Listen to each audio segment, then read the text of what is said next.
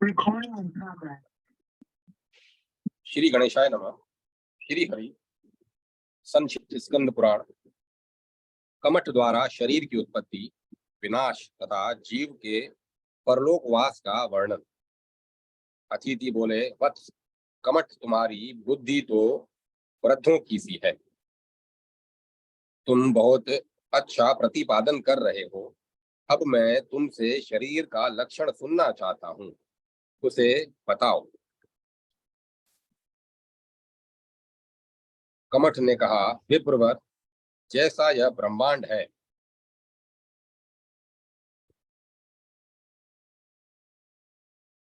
वैसा ही यह शरीर भी बताया जाता है। पैरों का मूल तलवा पाताल है, पैरों का ऊपरी भाग रसातल है, दोनों गुल्फ तलातल है, दोनों पिंडलियों की महातल दोनों पिंडलियों को महातल कहा गया है।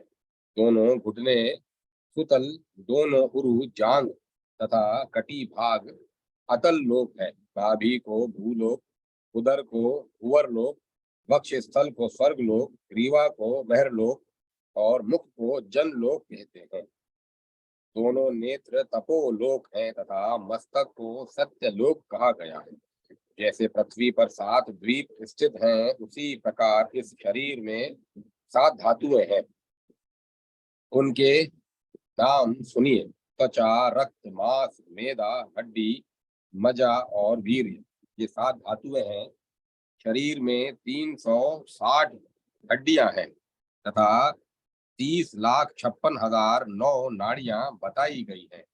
जैसे नदियां इस पृथ्वी पर जल बहाती हैं, उसी प्रकार ये नाड़ियां शरीर में रस का संचार करती हैं। यह शरीर 3.5 करोड़ स्थूल एवं सूक्ष्म रुएं से आच्छादित है। स्थूल रुएं तो दिखाई देते हैं और सूक्ष्म नहीं दिखाई देते। शरीर में 6 अंग प्रधान बताए जाते हैं, 2 बांह, 2 जांघें, मस्तक और उदर।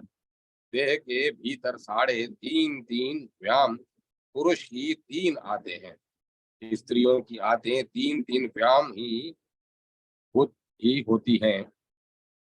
वेद वेता द्विज ऐसा ही कहते हैं। हृदय में एक कमल बताया गया है, जिसकी नाल तो है ऊपर की ओर और मुख है नीचे की ओर। उस हृदय कमल के वाम भाग में पहिला और दक्षिण भाग में यकृत।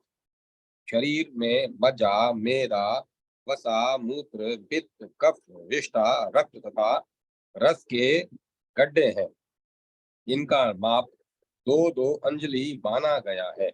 उन्हीं गड्ढों से प्रवृत्त होकर वे मज्जा, मेदा आदि धातु इस शरीर को धारण करते हैं।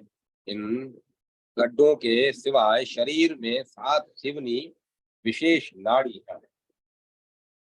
इनमें से 5 तो मस्तक की ओर गई हैं, 1 नाड़ी लिंग तक और 1 जीवा तक गई है। सब नाड़ियां नाभि कमल से ही सब और गई है। इन सब में मस्तक की ओर गई हुई 3 नाड़ियां प्रधान है, सुषुम्ना, ईड़ा और पिंगला। ईड़ा और पिंगला नाड़ी नासिका के द्वार तक पहुंच गई। ये ही दोनों शरीर की वृद्धि एवं पुष्टि करने वाली है। शरीर में वायु, अग्नि तथा चंद्रमा ये 5-5 भागों में विभक्त होकर स्थित है। प्राण, अपान, समान, उदान और व्यान, ये वायु के 5 भेद माने गए हैं। उच्छ्वास ऊपर की ओर श्वास खींचना, निश्वास श्वास को बाहर निकालना तथा अन्न और जल को शरीर के भीतर पहुंचाना, ये 3 प्राण वायु के कर्म है। कंठ से लेकर मस्तक तक इसका निवास स्थान है। मल मूत्र तथा वीर्य का त्याग और गर्भ को योनि से बाहर निकलना, यह अपान वायु का कर्म बताया गया है। इसका स्थान गुदा से ऊपर है। समान वायु खाए हुए अन्न को धारण करती है, उसके विभिन्न अंशों को मिल गाती तथा संपूर्ण शरीर में रस संचार करती हुई बेरोक टोक विचरती है।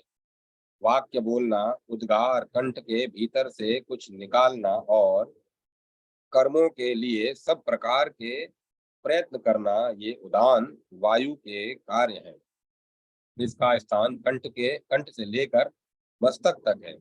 व्यान वायु सदा हृदय में स्थित रहती है और संपूर्ण देह का भरण पोषण करती है।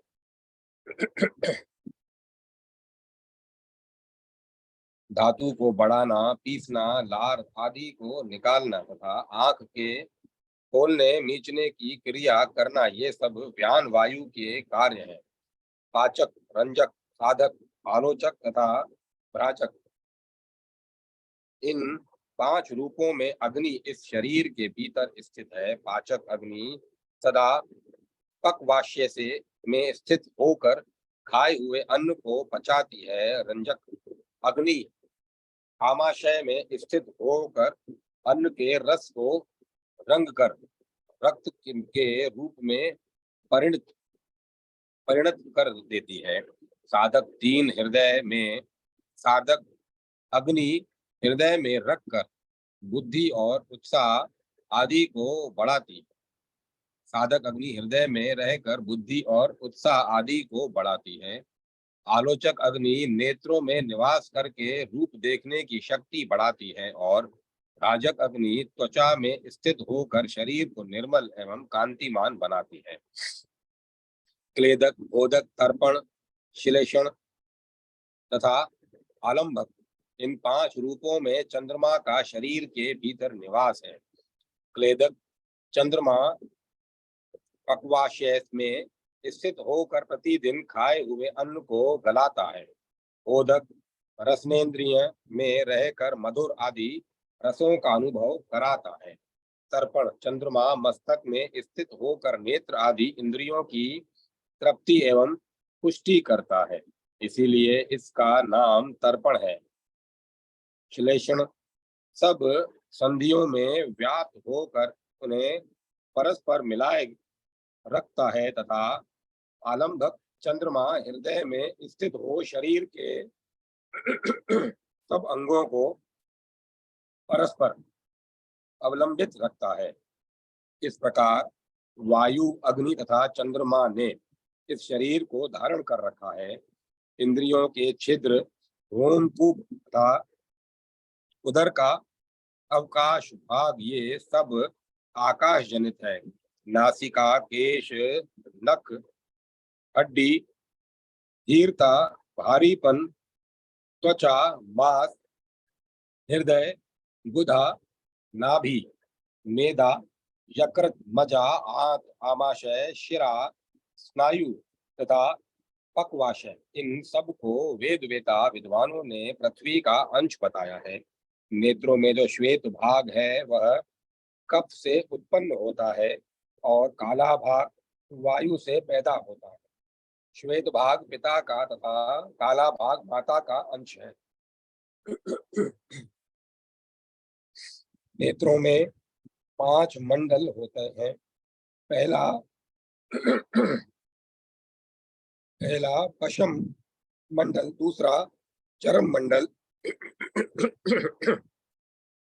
तीसरा शुक्ल मंडल, चौथा कृष्ण मंडल तथा 5वां द्रोण मंडल है।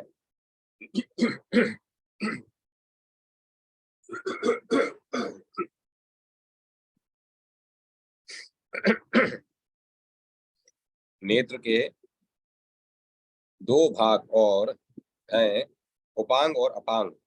नेत्रों का जो अंतिम किनारा है उसे अपांग कहते हैं और नासिका ये मूल भाग से मिला हुआ जो नेत्र का अंश है उसका नाम अपांग है।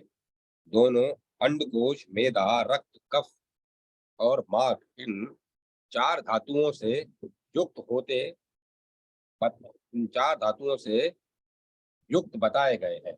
समस्त प्राणियों की जीवा रक्त मांसमयी ही होती है। दोनों हाथ, दोनों होंठ, लिंग और गला, इन 6 स्थानों में चर्म प्रधान मांस और रक्त होते हैं।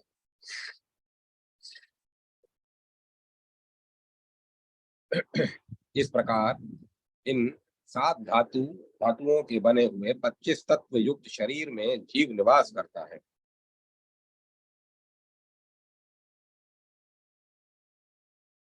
त्वचा,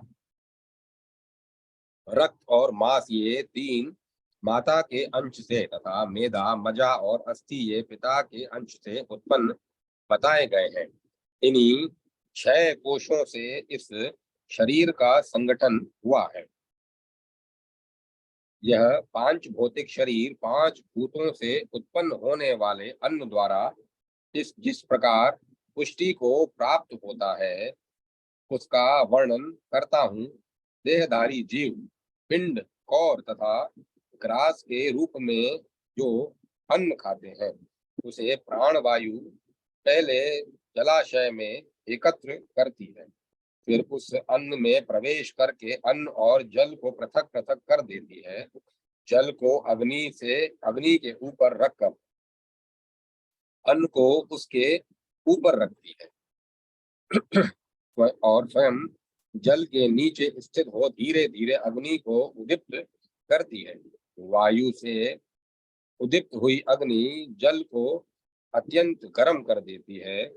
फिर उस उष्ण जल से वह अन्न सब ओर से पकने लगता है। पकने पर उसके 2 भाग हो जाते हैं, मेल अलग छट जाती है और रस पृथक हो जाता है।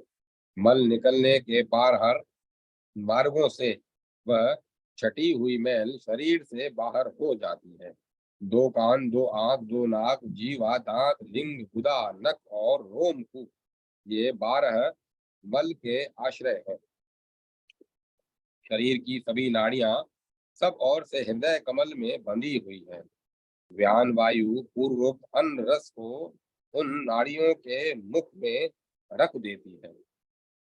तब समान वायु सब नाड़ियों को उस रस से परिपूर्ण करती है। तत्पश्चात वे रसपूर्ण नाड़ियां देह में सब और रस को पहुंचा देती है। नाड़ियों में स्थित हुआ वह रस रंजक अग्नि की उष्णता से पकने लगता है और पकते पकते रुधिर रूप में परिणत हो जाता है। तदंतर त्वचा, रोम, केश, बास, स्नायु, शिरा, अस्थि, नख, मज्जा, इंद्रियों की शुद्धि तथा वीर्य की वृद्धि ये कार्य क्रमशः होते हैं। इस प्रकार अन्न का 12 रूपों में परिणाम बताया जाता है। इन सब से बना हुआ यह शरीर पुण्य के लिए प्राप्त हुआ है।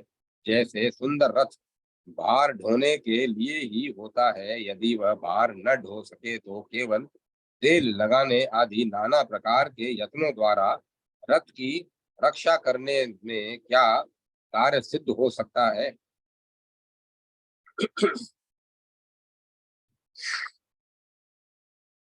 इसी प्रकार उत्तम उत्तम भोजनों से पुष्ट किए हुए इस शरीर के द्वारा पुण्य संपादन के सिवाय और क्या लाभ है। यदि यह पुण्य नहीं करता तो पशु के तुल्य है। इस विषय में मैं श्लोक स्मरण इस विषय में ये श्लोक स्मरण रखने योग्य है। जिस समय जिस देश में और जिस आयु से शुभ तथा अशुभ कर्म किए जाते हैं, उसी देश काल और आयु में कर्ता को उनका फल भोगना पड़ता है। इसीलिए अक्षय सुख की इच्छा रखने वाले पुरुषों को सदा शुभ कर्म ही करना चाहिए। अन्यथा गर्मी में सूख जाने वाली छोटी छोटी नदियों की भांति समस्त सुख भोग छिन्न भिन्न हो जाते हैं, क्योंकि पाप से बहुत तीव्र दुख प्राप्त होते हैं। अतः पाप कर्म का आचरण कदापि नहीं करना चाहिए, क्योंकि वह अपने को पीड़ा देने वाला है। महात्मन, इस प्रकार मैंने आपके प्रश्न का यथाशक्ति उत्तर दिया। प्राणी किस प्रकार उत्पन्न होता है यह बात बता दी गई। अब किस प्रकार उसकी मृत्यु होती है यह सुनिए। कर्म के अनुसार आयु क्षीण होने पर जब मनुष्यों का मृत्यु काल उपस्थित होता है, उस समय अपने कर्मों के अधीन रहने वाले जीव को यमराज के दूत शरीर से बाहर खींचते हैं। तब पुण्य और पाप के बंधन में बंधा हुआ जीव पंच तन मात्राओं को तथा मन बुद्धि और अहंकार को साथ लेकर शरीर को त्याग देता है।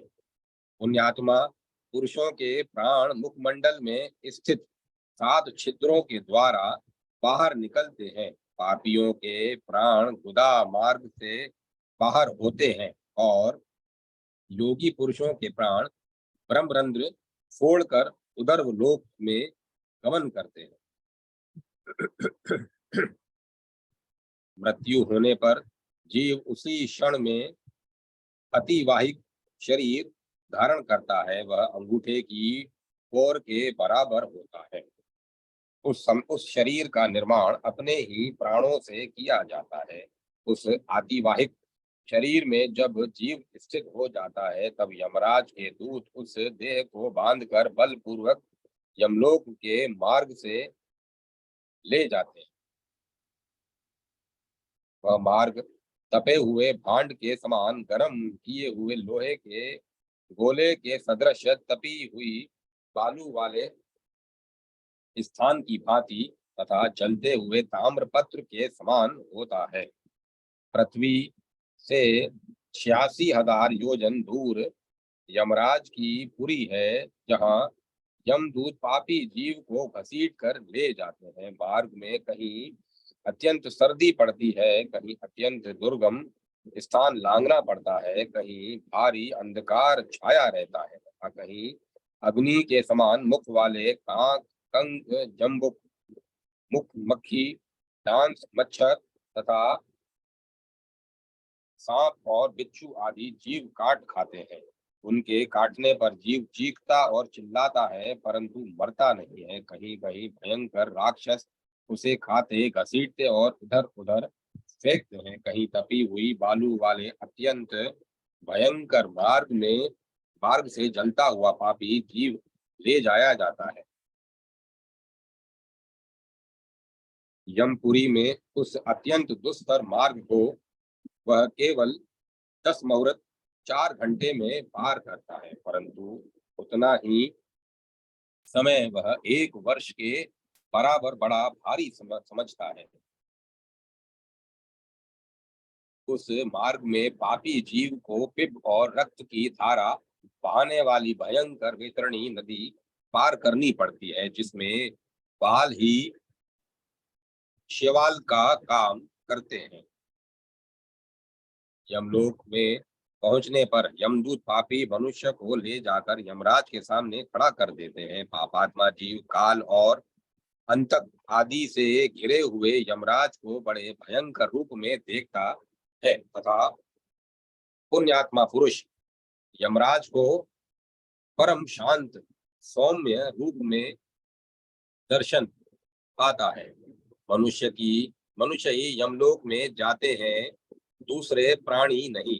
अन्य प्राणियों की मृत्यु होने पर शीघ्र ही किसी न किसी योनि में उनका जन्म हो जाता है। जिस प्रकार उनकी योनि पूर्ति मात्र की जाती है, केवल मनुष्य ही प्रेत होते सुने जाते हैं, अन्य प्राणी नहीं।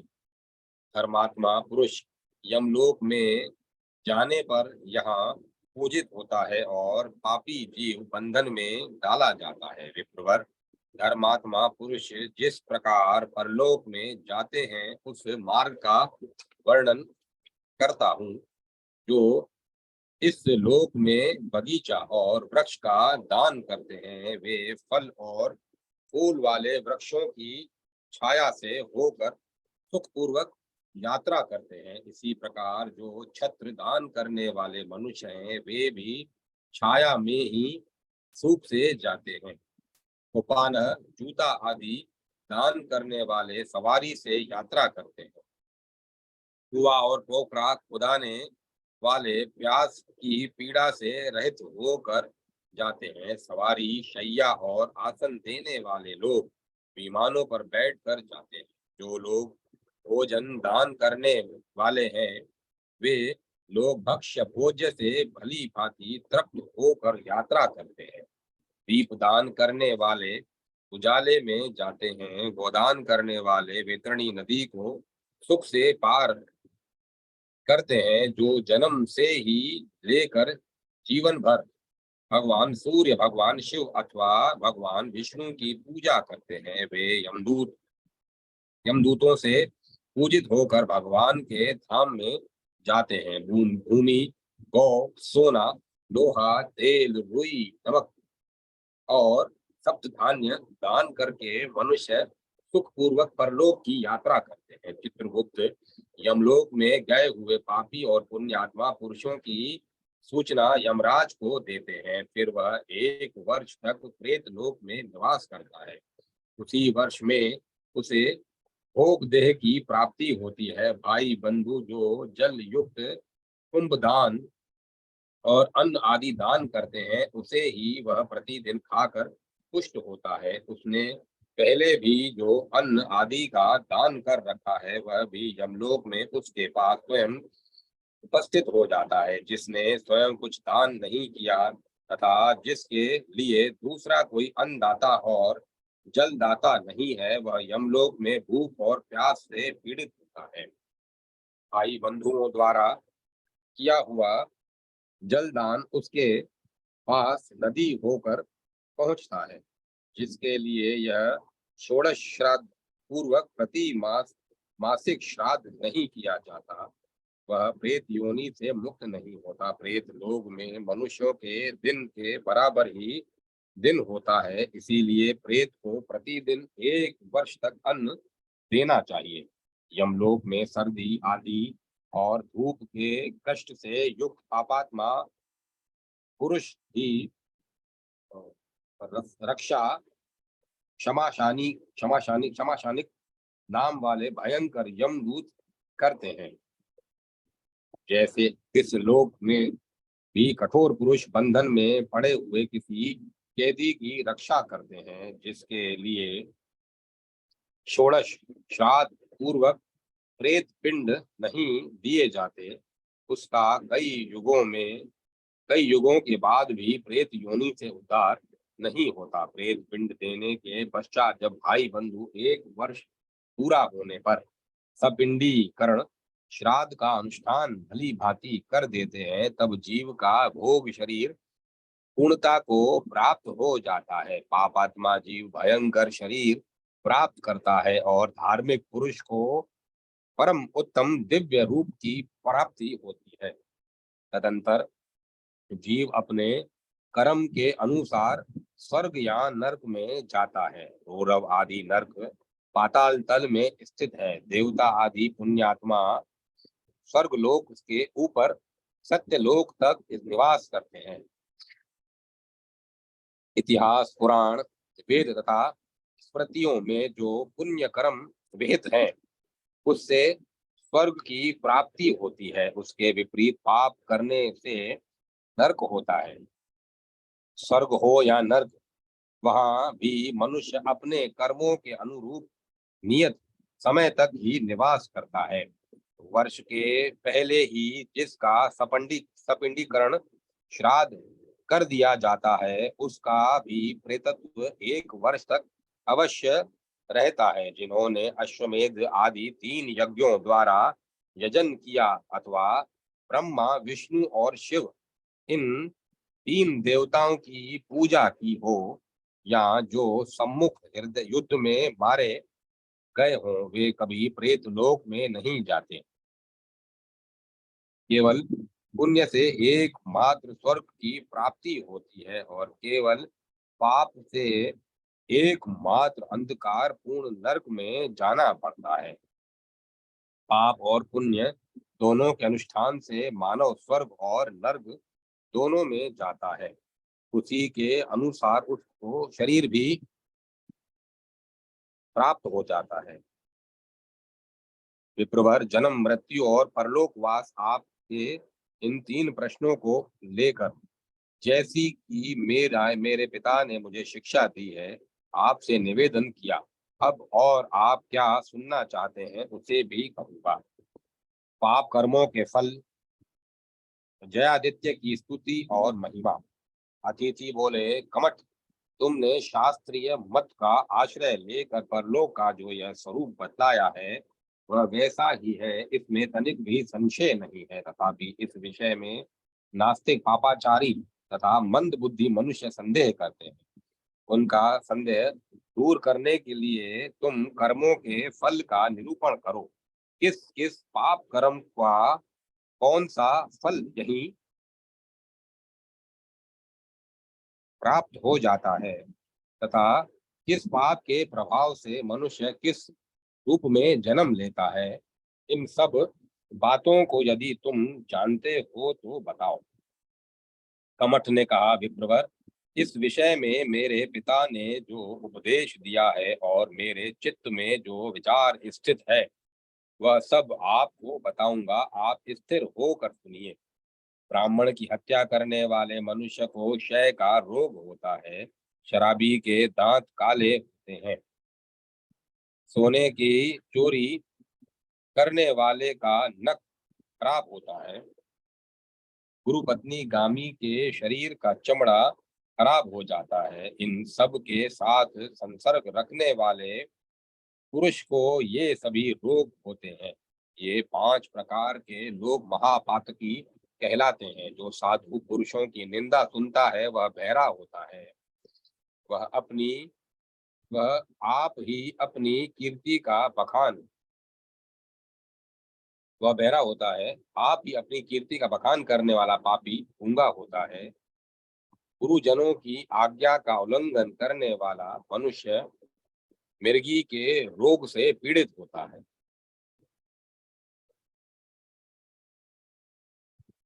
जो गुरुजनों का अपमान करता है वह पीड़ा होता है। पूजनीय पुरुषों के कार्य की उपेक्षा करने वाले पुरुष की बुद्धि दूषित होती है। साधु जनों के द्रव्य की चोरी करने को जो जितने पग आगे बढ़ाता है वह नराधम उतने ही वर्षों तक पंगु होता है। जो दान देकर फिर छीन लेता है वह गिरगिट की योनि में उत्पन्न होता है। जो क्रोध में भरे हुए पूजनीय पुरुषों को प्रसन्न नहीं करता उसे सिर दर्द का रोग होता है। रजस्वला स्त्री से समागम करने वाला मनुष्य चांडाल होता है। कपड़ा चुराने वाला सफेद कोढ़ से लांछित होता है। आग लगाने वाला काली कोढ़ के रोग से पीड़ित होता है। चांदी चुराने वाला मेंढक तथा झूठी गवाही देने वाला मुख का रोगी होता है। पराई स्त्रियों को काम भाव से देखने वाला नेत्र रोग से कष्ट पाता है।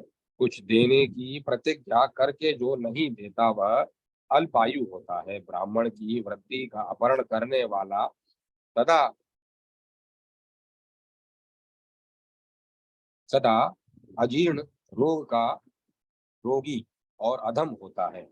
नैष्ठिक ब्रह्मचारी को भोजन कराने से मुख मोड़ने वाला ग्रस्त सदा रोगी होता है। बहुत सी पत्नियों के होने पर किसी एक ही के एक ही में अनुराग रखने वाला पुरुष मैदा की क्षय रोग से युक्त होता है। स्वामी ने जिस किसी धर्म के कार्य में लगा दिया हो वह यदि अन्याय पूर्वक आचरण करता है अथवा मालिक के धन को रख स्वयं ही खा जाता है तो उसे जलोदर रोग होता है।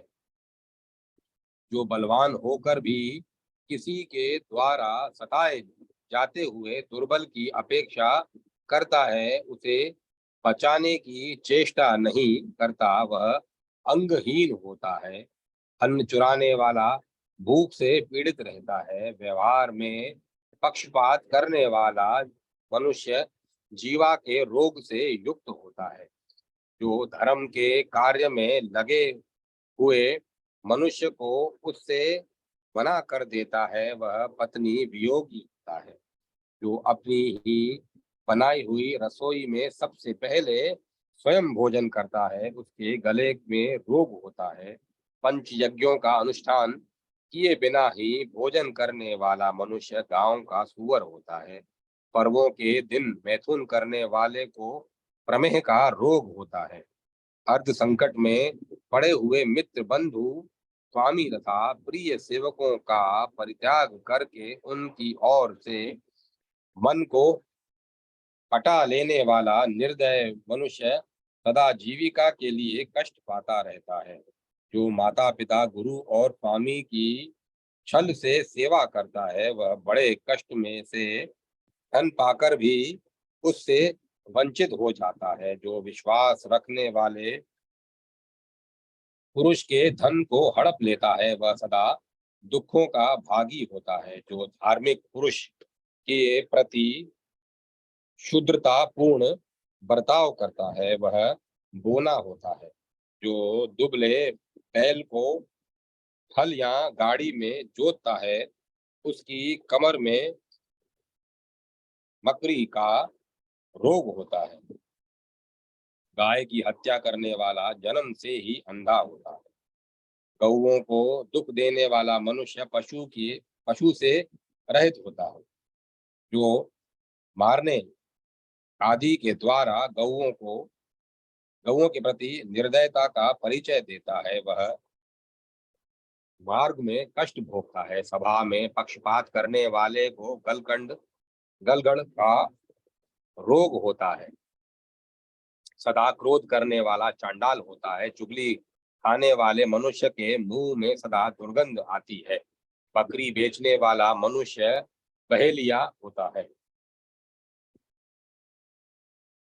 कुंड पति के जीते जी जार पुरुष से उत्पन्न पुत्र का अन्न भोजन करने वाला मनुष्य सेवक होता है। नास्तिक पुरुष तेली होता है और श्रद्धाहीन मनुष्य मुर्दों के समान बना रहता है। अभक्ष्य भक्षण करने वाले मनुष्य को गणमाला का रोग होता है। सबको दुख देने वाला मनुष्य सदा शोक में डूबा रहता है। अन्याय से ज्ञान ग्रहण करने वाला मनुष्य मूर्ख होता है। शास्त्र चुराने वाला राक्षस होता है। जो पवित्र कथा से द्वेष करता है वह कीट मुख होता है। नरक से लौटे हुए पुरुष की भांति नरक से लौटे हुए पुरुष की बुद्धि अत्यंत खोटी होती है। तालाब और बगीचे को नष्ट करने वाला पुरुष बिना हाथ का होता है।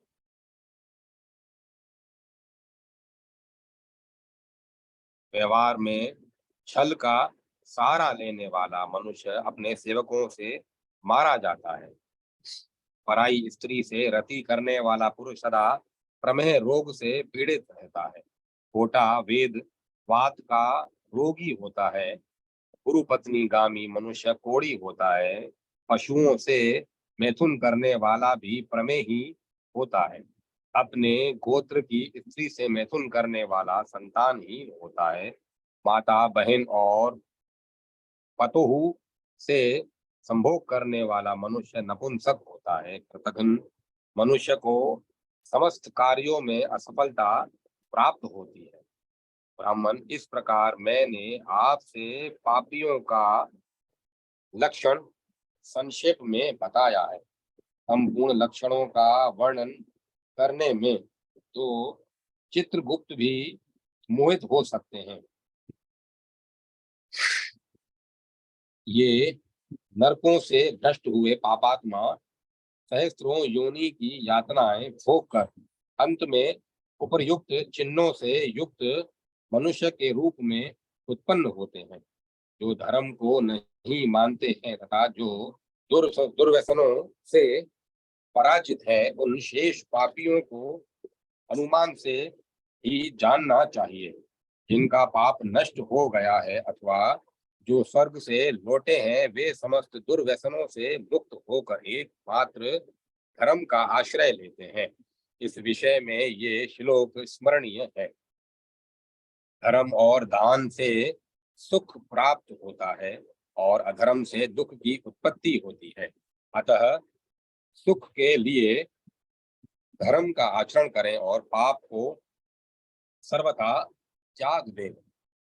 इस लोक और परलोक दोनों लोकों में जो सुख है उसकी प्राप्ति धर्म से ही बताई जाती है। अतः समस्त कार्यों और मनोरथों की सिद्धि के लिए धर्म में ही मन लगावे।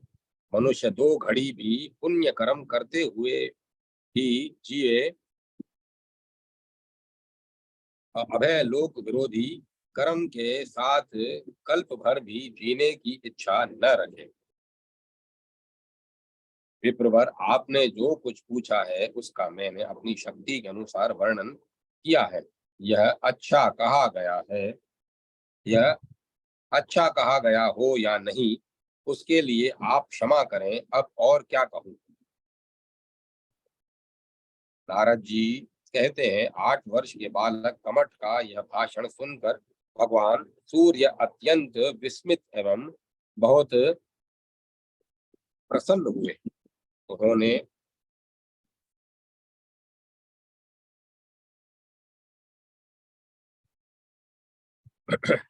उन्होंने उस समय हारित आदि ब्राह्मणों की इस प्रकार प्रशंसा की। अहो, ऐसे उत्तम ब्राह्मणों से यह पृथ्वी धन्य है।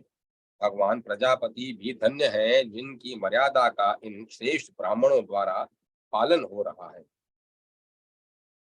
इस समय इन श्रेष्ठ ब्राह्मणों से चारों वेद भी धन्य हो गए। जिन ब्राह्मणों में से एक बालक की बुद्धि इतनी तीव्र और स्पष्ट है, इन हारित आदि ब्राह्मणों की बुद्धि कैसी होगी। निश्चय ही त्रिलोकी में ऐसी कोई बात नहीं है जो इन ब्राह्मणों को विदित न हो। नारद ने इनके विषय में जितना कहा है उससे भी ये बहुत बढ़कर है। इस प्रकार इन विप्रों की प्रशंसा करके हर्ष में भरे हुए सूर्यदेव ने कहा, श्रेष्ठ ब्राह्मणों, मैं सूर्य हूँ। आपका दर्शन करने के लिए सूर्य लोक से यहाँ आया हूँ। आज मेरे नेत्र सफल हो गए। आप जैसे उत्तम ब्राह्मणों के साथ वार्तालाप करने तथा बैठने से चांडाल भी पवित्र होते हैं। देवर्षि नारद भी सर्वथा धन्य है, जो त्रिलोकी के तत्व को जानते हैं, जिनका श्रेय आपके द्वारा उसी प्रकार बढ़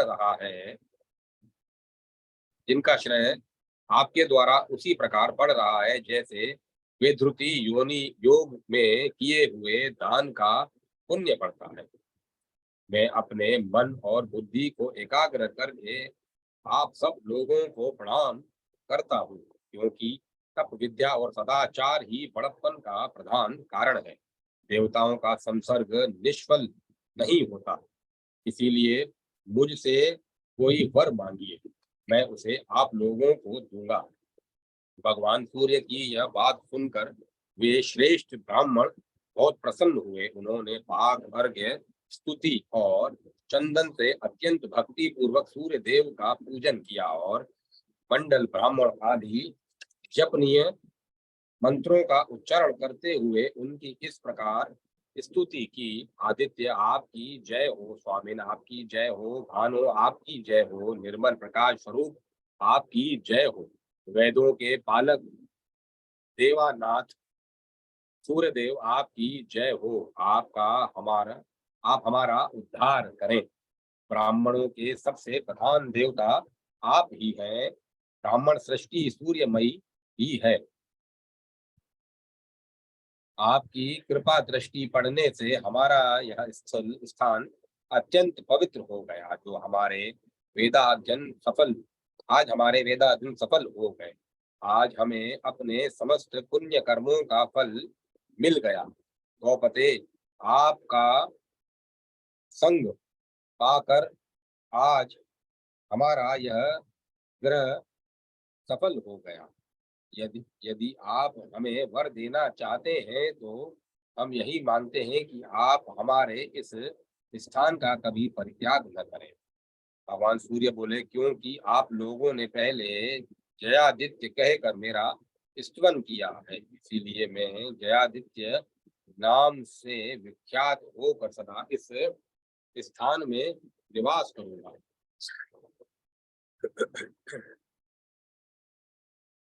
हे विप्रगण, जब तक पृथ्वी, समुद्र, पर्वत और नगर विद्यमान हैं, तब तक मैं इस स्थान में अवश्य रहूंगा, कभी इसका त्याग नहीं करूंगा। यहाँ रहकर मैं अपने भक्तों के दारिद्र्य, रोग समूह, दाद, खुजली, कोढ़, चकता तथा अन्य प्रकार की कोढ़ आदि का नाश करता रहूंगा।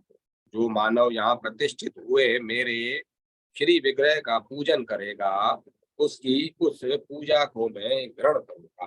भगवान सूर्य ने के ऐसा कहने पर हरित आदि श्रेष्ठ ब्राह्मणों ने वेदोक्त विधि से उनकी मूर्ति स्थापित की। तत्पश्चात सब द्विजों ने कहा, कवट, तुम्हारे कारण ही भगवान सूर्य यहाँ विराजमान हुए हैं, अतः पहले तुम ही इनका गुणगान करो।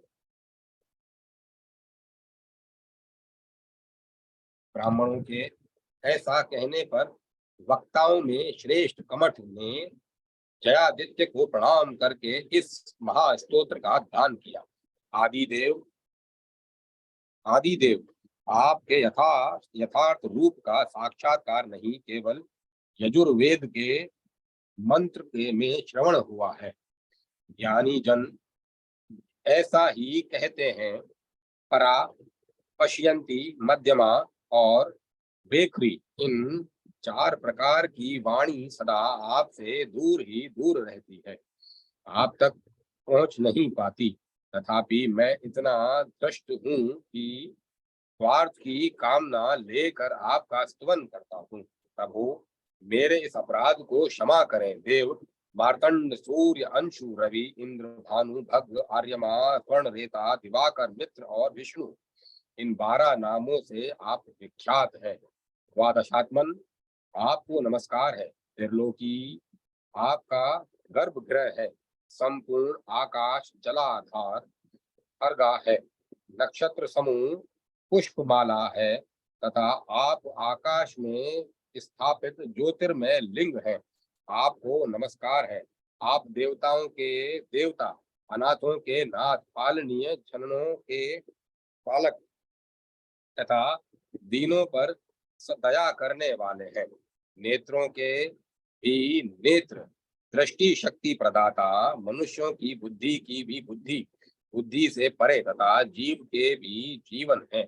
आपकी जय हो। आप दरिद्रता की दरिद्रता, निधि की निधि, रोगों के रोग, पृथ्वी के में प्रसिद्ध है। अप्रमेय जयादित्य, आपकी दीर्घ काल तक जय हो। जो नाना प्रकार की व्याधियों से ग्रस्त, कोढ़ के रोग से पीड़ित है, जिसकी नाक गल गई है, शरीर भी जीर्ण शीर्ण हो गया है तथा जो अपनी चेतना भी खो बैठा है, ऐसे मनुष्य को उसके बंधु बांधव, माता पिता भी छोड़ देते हैं, परंतु सबके ठुकराए हुए उस अनाथ जीव का भी आप पालन करते हैं। हे देव, हे विवस्वान, आपके सिवाय दूसरा कौन इतना दयालु श्रेष्ठ देवता है। आप मेरे पिता हैं, आप ही मेरी माता हैं, आप ही गुरु तथा आप ही बंधु बांधव हैं, आप ही मेरे धर्म तथा आप ही मोक्ष के मार्ग हैं। देव, मैं आपका दास हूँ, त्यागियों या उबारियों मैं त्यागिए या उबारिए, मैं पापी हूँ, मूढ़ हूँ, अत्यंत भयंकर कर्म करने वाला एवं भयानक हूँ। इतना ही नहीं, मैं पापों की निधि हूँ, तथापि प्रतिदिन आपके चरणों में साष्टांग प्रणाम करके आपका भजन करता हूँ। हे श्री जयादित्य, आप अपने भक्तों का पालन कीजिए। नारद जी कहते हैं, महात्मा कमठ के इस प्रकार स्तुति करने पर भगवान जयादित्य ने हंसते हुए स्निग्ध एवं गंभीर वाणी में उनसे कहा, कमठ, तुमने जो यह जयादित्याष्टक सुनाया है, उससे इससे तो इससे जो मेरी स्तुति करेगा, उसके लिए इस पृथ्वी पर कुछ भी दुर्लभ नहीं होगा। विशेषतः रविवार को मेरी पूजा करके जो इसका पाठ करेगा, उसके रोग और दरिद्रता का नाश होगा। वत्स, तुमने मुझे बहुत संतुष्ट किया है, अतः तुम्हें यह वर देता हूँ कि इस पृथ्वी पर सर्वज्ञ होकर तुम मोक्ष प्राप्त कर लोगे। तुम्हारे पिता कभी स्मृतिकार होंगे। वत्स, मैं इस स्थान का कभी त्याग नहीं करूंगा। भगवान सूर्य ने जब ऐसा कहा तब ब्राह्मणों ने पुनः उनका पूजन और स्तवन किया। तत्पश्चात उन द्विजेंद्र से आज्ञा लेकर वे वहां से अंतर ध्यान हो गए। कुंती नंदन, इस प्रकार इस भूतल पर अविना अश्वनी मास में जयादित्य का प्रादुर्भाव हुआ। इसीलिए वह मास वहां अति विशेष पर्व मनाया जाता है।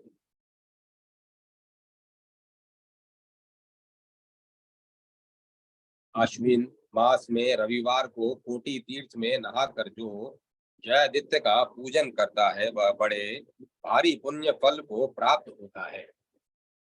जयादित्य को लाल फूल माला चढ़ाने, लाल चंदन और रोली का लेप करने, गंध धूप आदि देने तथा कृत पक्व नैवेद्य समर्पण करने से ब्रह्म घाती शराबी, स्वर्ण चोर तथा गुरु पत्नी गामी भी अपने समस्त पातकों से मुक्त हो सूर्य लोक को जाता है। इस लोक में पुत्र, स्त्री, धन और आयु आदि संसारी सुख को पाकर अभिष्ट भोगों से संपन्न हो सूर्य लोक में चीर काल तक निवास करता है।